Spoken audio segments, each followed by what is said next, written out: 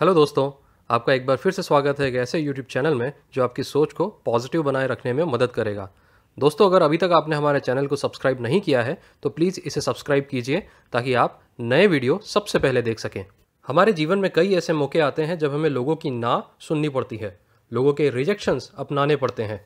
और जब भी हमें ये ना या रिजेक्शंस मिलते हैं तो हम बड़े मायूस हो जाते हैं, हम बड़े दुखी हो जाते हैं, हम डिप्रेशन में चले जाते हैं। तो आइए आज हम डिस्कस करते हैं वो 4 प्रिंसिपल्स जिन्हें अगर आपने जीवन में उतार लिया तो आप किसी भी तरह के रिजेक्शंस, किसी भी तरह की ना को बिना विचलित हुए, बिना दुखी हुए इजीली एक्सेप्ट कर पाएंगे। रूल नंबर 1, कभी भी रिजेक्शंस को या ना को पर्सनली मत लीजिए। मनुष्य एक सामाजिक प्राणी है और इस समाज में एक लड़के का एक लड़की के प्रति आकर्षण सामान्य सी बात है। ऐसे में अगर एक लड़का एक लड़की से डेट के लिए पूछता है और वो मना कर देती है तो क्या इस लड़के को डिप्रेशन में चले जाना चाहिए? तो क्या इसे ये सोचना चाहिए कि इसे कोई पसंद नहीं करता? तो क्या इसे निगेटिव भावनाओं से भर जाना चाहिए? बिल्कुल नहीं दोस्तों, इसे समझना चाहिए कि एक लम्हा था जो उसके जीवन में आया और चला गया। उस लड़की ने इसके प्रपोजल को रिजेक्ट किया है, इसे नहीं, और वो इसे कर भी नहीं सकती क्योंकि वो उसे जानती नहीं। इस लड़के को जानते हैं इसके परिवार वाले, इस लड़के को जानते हैं इसके दोस्त जिन्होंने इसके साथ लंबा समय बिताया है, जो जानते हैं ये लड़का हृदय से कितना खूबसूरत है, जो अपेक्षा करते हैं कि एक दिन ये लड़का बड़ा नाम कमाएगा, जिन्हें इस लड़के के आसपास होने पर खुशी मिलती है। और जब किसी महत्वपूर्ण मौके पर यह लड़का साथ नहीं होता तो इसकी कमी महसूस होती है। ये हमारे युवा वर्ग की एक गंभीर समस्या है कि हम युवा रिजेक्शंस को पर्सनली ले लेते हैं, किसी ना को पर्सनली ले लेते हैं। या तो डिप्रेशन में चले जाते हैं या फिर जिसने ना किया, जिसने रिजेक्ट किया, कुछ न कुछ आप उसका अहित करने के लिए सोचने लगते हैं और वो रास्ता निश्चित ही आपको जुर्म की ओर ले जाएगा। इन दोनों दिशाओं में जाने की बजाय आप बीच का रास्ता चुनें। आप स्वीकार करें कि हाँ, आपको रिजेक्शन मिला है। आप स्वीकार करें कि हाँ, आपको ना मिली है।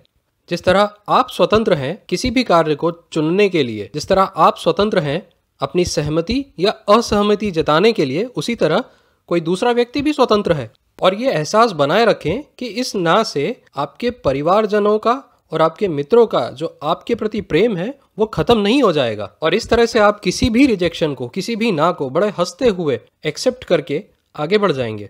प्रिंसिपल नंबर 2, अपना बेस्ट दीजिए।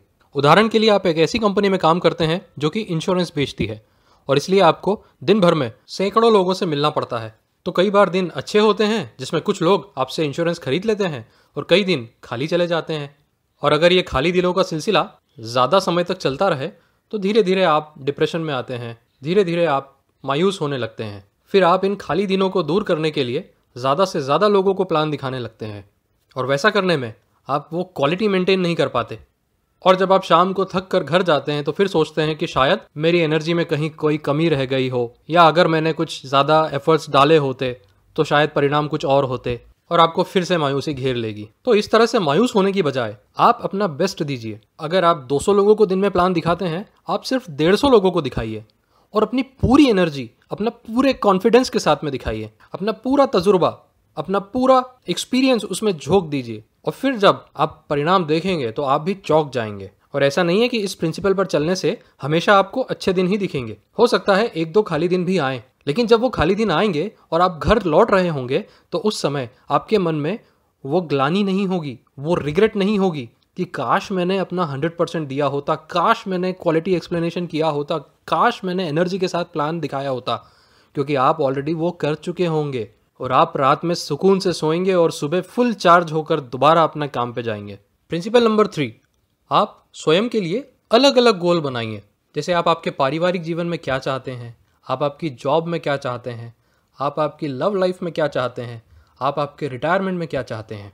इससे होगा यूं कि आप किसी भी तरह का रिजेक्शन एक्सेप्ट करके जब आप घर आएंगे और रात को अपने गोल्स के बारे में सोचेंगे, तब आप ये पाएंगे कि आपका हो सकता है 1 या 2 गोल नीचे जा रहे हो, मतलब उसमें अभी तक कोई प्रोग्रेस नहीं हुई है, या जो रिजेक्शन मिला है वो 1 या 2 गोल्स में मिला है, लेकिन बाकी सारे गोल्स ऊपर की ओर हैं। इससे आप हमेशा मोटिवेटेड रहेंगे क्योंकि आपको पता है कि आपके बहुत सारे गोल्स सही ट्रैक पर हैं और जो नीचे जा भी रहे हैं या जिनमें कोई प्रोग्रेस नहीं हुई है, समय के साथ आप उन्हें भी कवर कर लेंगे। प्रिंसिपल नंबर 4, हमेशा वैल्यू की खोज करते रहें। उदाहरण के लिए अगर आप एक इंश्योरेंस एजेंट है और आप अपना प्लान किसी कस्टमर को दिखा रहे हैं और कस्टमर को वो प्लान पसंद नहीं आता और वो उसे रिजेक्ट कर देता है, तब आप उनसे ये ज़रूर पूछें कि आपकी क्या अपेक्षाएं हैं, आप ये प्लान रिजेक्ट क्यों कर रहे हैं। इससे आपको पता चलेगा कि कस्टमर क्या चाहते हैं, ताकि आप और बेहतर सर्विसेज प्रोवाइड कर सकें। वैसे ही यदि आप एक प्रोडक्ट बनाते हैं, आप अपने प्रोडक्ट को किसी कस्टमर को बेचते हैं और ऐसे में अगर कोई कस्टमर वो प्रोडक्ट खरीदने से मना करता है, तो आप उससे पूछें कि वो ऐसा क्यों कर रहा है, उसे उस प्रोडक्ट में और क्या चाहिए। तो इससे आप वैल्यू इनपुट ले रहे हैं, जिससे आप आपकी सर्विसेज, आपके प्रोडक्ट और बेहतर बना सकें। दोस्तों, एक बार फिर से चारों पॉइंट्स समराइज कर लेते हैं। पहला, कभी भी रिजेक्शंस को पर्सनली ना लें। दूसरा, अपना बेस्ट दीजिए। तीसरा, अपने लिए अलग अलग गोल बनाइए। दोस्तों, गोल सेटिंग्स के लिए आप हमारा पुराना वीडियो देख सकते हैं, जिसकी लिंक डिस्क्रिप्शन बॉक्स में दी हुई है। और चौथा, हमेशा वैल्यू की खोज करते रहिए। अगर आपने ये 4 प्रिंसिपल्स अपनी लाइफ में उतार लिए तो दोस्तों, कोई रिजेक्शन, कोई ना आपके कॉन्फिडेंस को, आपके मेंटल स्टेट को और आपकी सक्सेस को हिला नहीं सकते। दोस्तों, अगर आपको हमारा वीडियो अच्छा लगा, इन्फॉर्मेटिव लगा, तो प्लीज़ इसे लाइक कीजिए और कमेंट्स कीजिए कि आप कैसे वीडियोस देखना चाहते हैं और आपके सवाल क्या क्या हैं। और सब्सक्राइब कीजिए हमारे चैनल को, जिससे आप नए नए वीडियोस देख सकें। आपका समय देने के लिए धन्यवाद। मिलते हैं अगले वीडियो में।